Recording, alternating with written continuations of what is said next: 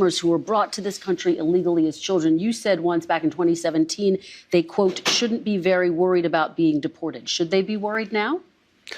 The Dreamers are going to come later, and we have to do something about the Dreamers because these are people that have been brought here at a very young age, and many of these are middle-aged people now. They don't even speak the language of their country. And yes, we're going to do something about the Dreamers. What does that mean? And what are you going to do? I will work with the Democrats on a plan, and if we can come up with a plan, but the Democrats have made it very, very difficult to do anything. Republicans are very open to the Dreamers. The Dreamers, we're talking many years ago, they were brought into this country, many years ago. Some of them are no longer young people, and in many cases, they become successful. They have great jobs. In some cases, they have small businesses. Some cases, they might have large businesses. And we're going to have to do something with them. And you want them to be able to stay. That's what you're saying? I do. Okay. I want to be able to work something out. And it should have been able to be worked out over the last 3 or 4 years. And it never got worked out. You know, Biden could have done it because he controlled, you know, Congress to a certain extent, right? He could have done something, but they didn't do it. I never understood why, because they always seem to want to do it, but then when it comes down to it, they don't. I think we can work with the Democrats and work something out. Let me ask you about another group of people, the estimated 4 million families in America who have mixed immigration status. So I'm talking about parents who might be here illegally, but the kids are here legally. Your borders are You're talking about separation. Yeah, well, I mean, there are two aspects to this. Your borders are, Tom Homan said, they can be deported together. Correct. Is that the plan? Well, that way you keep well, I don't want to be breaking up families, so the only way you don't break up the family is you keep them together, and you have to send them all back. Even kids who are here legally? Well, what you're going to do if they want to stay with the father, look, we have to have rules and regulations. You can always find something out like, you know, this doesn't work, that doesn't work. I'll tell you what's going to be horrible.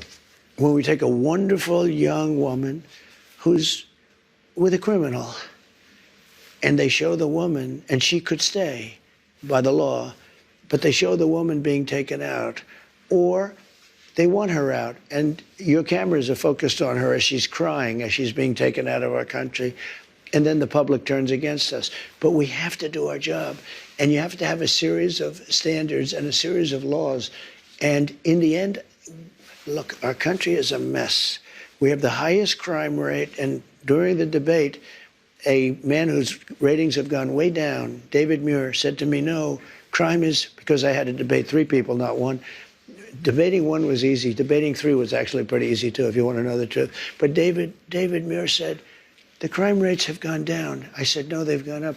And then the following day, they released the crime rates, and they were way up. Yeah, and the FBI statistics, you're talking about those FBI statistics. Well, no, but he gave the wrong answer. Confusing based on what you're looking at. But a lot of that is migrant crime. Let me ask you about another aspect of this. Christian, you know a lot of it's migrant crime. Well, let me ask you about another aspect of this that I think a lot of people are really curious about. I mean, 3% of the people who are here illegally have criminal histories. But in your first administration, you had the zero tolerance policy, where we did see family separations. Yeah. You ended it. The purpose of that, though, to some extent, you talked about this at the time, was deterrent. You also had it with Obama. You do know that. He didn't have a zero tolerance policy. And you also know he built the jails for children. He didn't have a zero tolerance policy. But in 2014, he built the jails. You know that. I want to ask you about the zero tolerance policy. I mean, he didn't have a systemic, we're going to separate families. Families were separated when parents were a threat to the kids. We don't have to separate a family. Excuse me, Kristen. Yeah. We don't have to separate families. Yeah. We'll send the whole family very humanely back to the country where they came. That way the family's not separated. So no more family separations. You're not reviving the zero tolerance policy. Well, it depends on the family. The family may decide to say, I'd rather have dad go, and we'll stay here.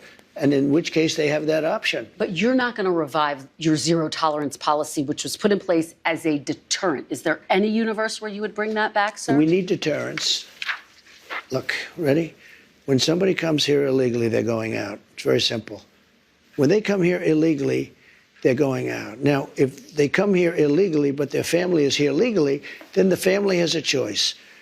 The person that came in illegally can go out, or they can all go out together. And that was made very clear by Tom Homan. So you're not, at this point in time, planning to revive that zero tolerance policy where kids are separated? Well, if you call that, yeah, I'm doing what I just told you I'm going to do. You know, I don't want to send the family out. I don't want to send anybody out. But I'll tell you, we have to, because otherwise we have no country. If we don't have borders, And if we don't have voting, good voting, fair voting, do you know they're still counting votes in San Diego, California? Listen, they're still counting the votes. This is almost 4 weeks. They're still counting the votes. If we don't have fair elections and honest voting and machines that work quickly, you know, if you had paper ballots, every election will be over by 10 o'clock in the evening. So, let me ask you. You understand what I'm saying? Let me, before we get and to... you get a much more accurate count. Before we get to all of that, let me ask you about some of your other promises on this topic. You've promised to end birthright citizenship on day one. Is that still your plan? Yeah, absolutely. The 14th Amendment, though, says that, quote, all persons born in the United States are citizens. Can you get around the 14th Amendment with an executive action? Well, we're going to have to get a change. We'll maybe have to go back to the people, but we have to end it. We're the only country that has it. Through an executive action? You know, we're the only country that has it.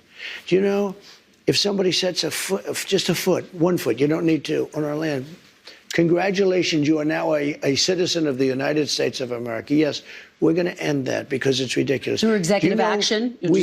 Well, if we can, through executive action. I was going to do it through executive action, but then we had to fix COVID first, to be honest with you. We have to end it. It's ridiculous. Do you know we're the only country in the world that has it? Do you know that? There's not one other country. What about the legal challenge, inevitable legal challenges that'll come? Do you know we have thousands of judges? Somebody walks onto our land, and we have to now say, welcome to the United States. They could be a criminal or not a criminal. We release them into our country.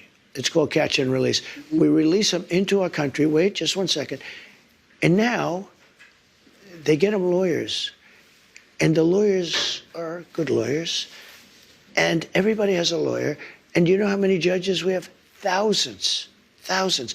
Now, here's what other countries do. They come into the land and they say, I'm sorry, you have to go. And they take them out. Okay? With us, once they touch our land, we're into litigation that lasts for years, costs us hundreds of billions of dollars. We have judges, and I'm sure they're all honest, but I don't know that for a fact.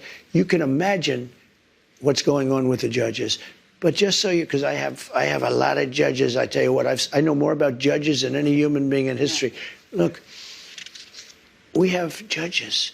Every time somebody puts 2 feet or even 1 foot on a piece of our land, it's welcome to long-term litigation.